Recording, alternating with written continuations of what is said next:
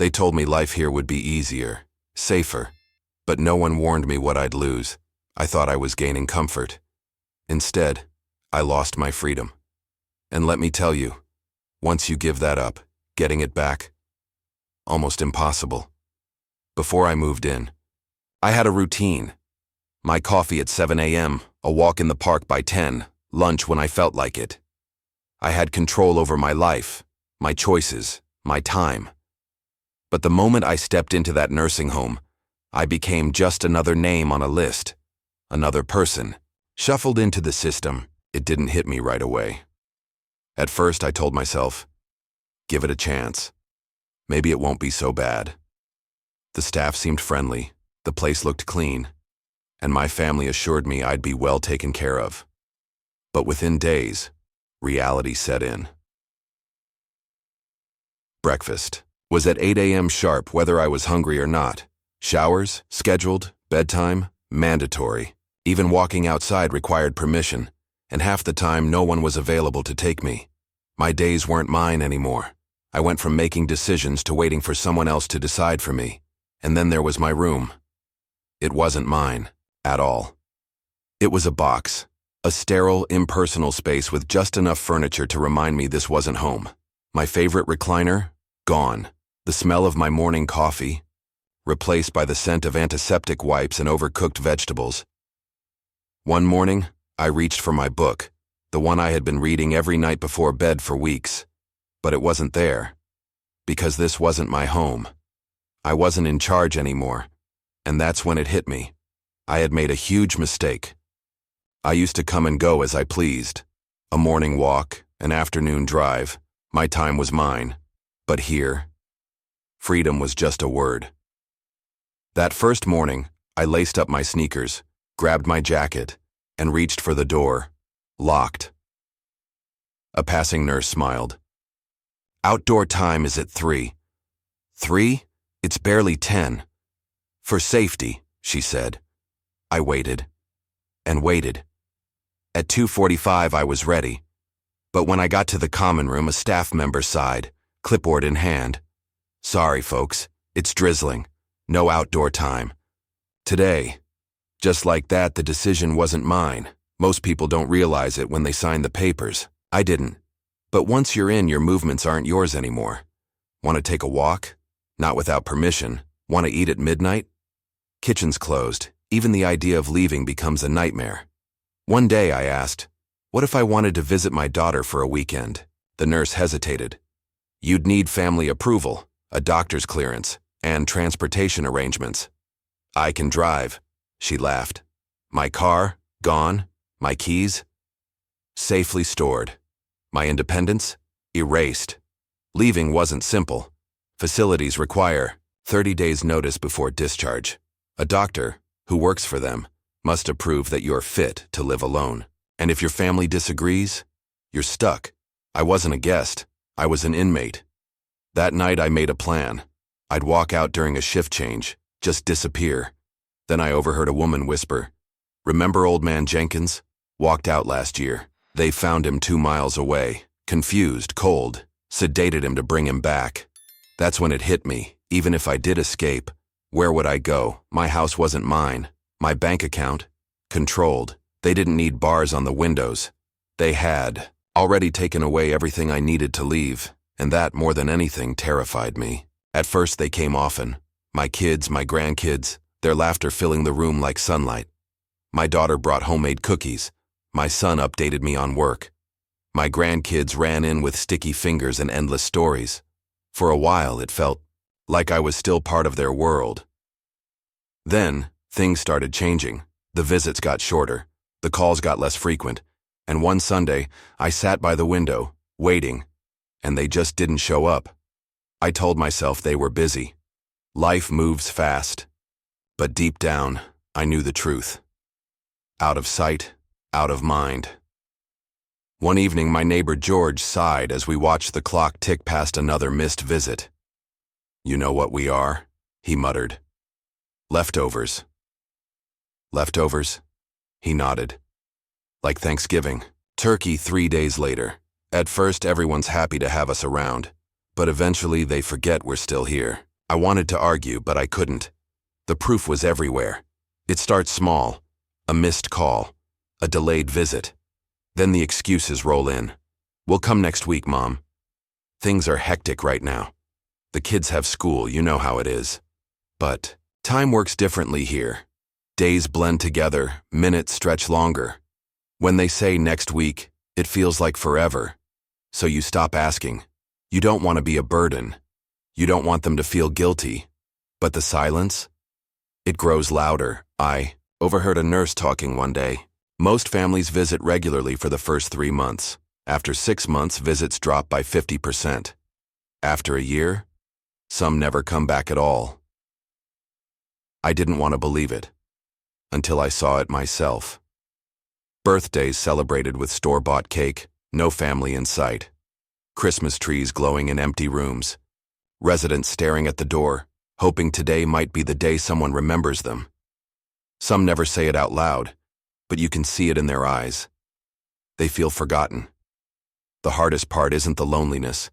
It's knowing that eventually they'll stop thinking about you at all. And the worst part? You'll stop reminding them.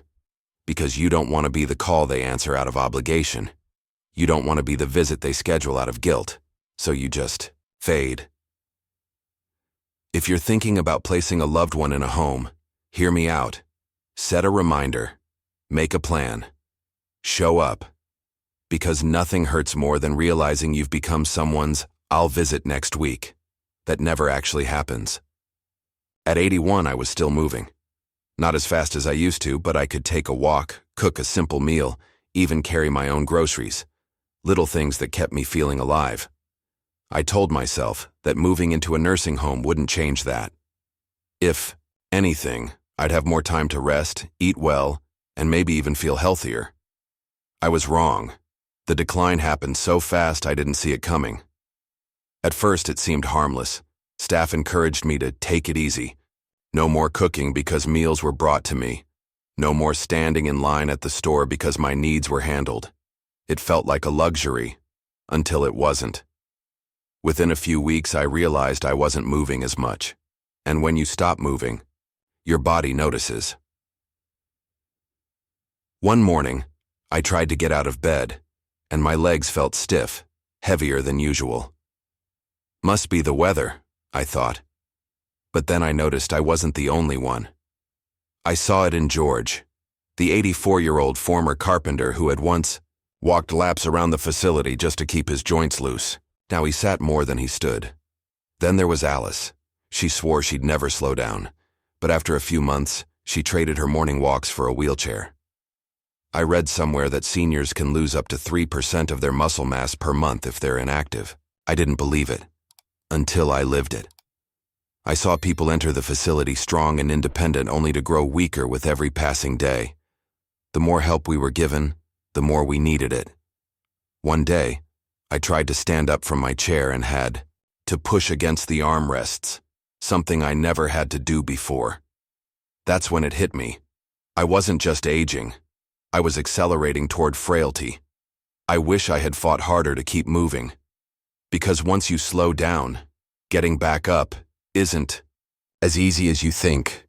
I always thought dignity was something no one could take from me, that no matter how old I got, I'd still be me, still able to close my own door, still able to make my own choices, still able to have some control over my life. I was wrong. Lost more than my independence in that nursing home. I lost my privacy, and with it, my sense of self.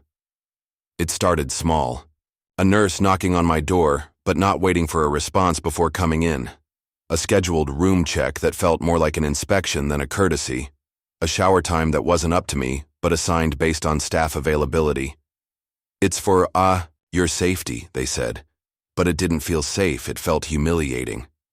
I used to wake up when I wanted, take my time getting dressed, maybe sit in silence with my coffee. But in the nursing home, silence is a rare luxury.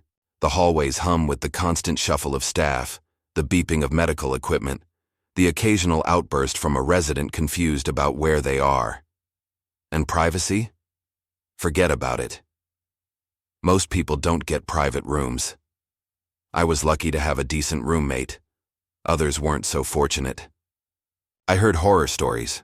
Roommates who snored like chainsaws, ones who stole from dressers, and even those whose cognitive decline led to unpredictable, sometimes frightening behavior. One woman, Linda, woke up in the middle of the night to find her roommate standing over her bed, staring at her with blank, glassy eyes. She never slept the same way again. Then there was the bathroom situation. At home, I took care of my personal business in peace.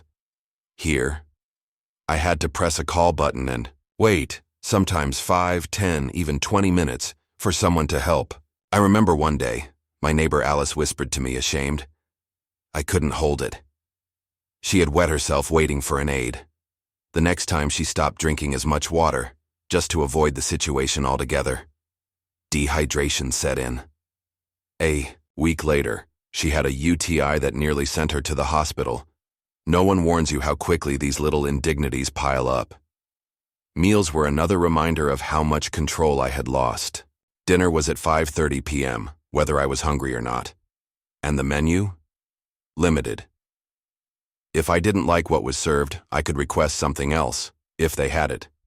More often than not, the response was, "Sorry, this is what we have today." Even clothing wasn't entirely my choice. I remember a nurse handing me an outfit one morning. "Here, put this on," she said. It wasn't my sweater, it wasn't my style. But at that moment, arguing felt exhausting, so I wore it. And in that tiny moment, I felt a part of myself slipping away. I wasn't me anymore. I was just a resident. The worst part? After a while, you stop fighting. You stop demanding privacy. You stop insisting on the little choices that once made. You feel human. Because in a place like this you adapt, not because you want to, but because you have to. If you're considering a nursing home, ask yourself, are you ready to give up the privacy and dignity you've had your entire life? Because once it's gone, you may never get it back. A nursing home isn't just a place, it's a point of no return. Independence, privacy, purpose. Once gone, they rarely come back. The real lesson? Fight for your freedom while you still can. Stay active, stay engaged, and never let convenience steal your life.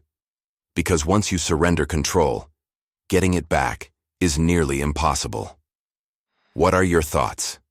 Drop a comment below. I'd love to hear from you. And if you enjoyed this, don't forget to like and subscribe for more content like this. Stay tuned for more.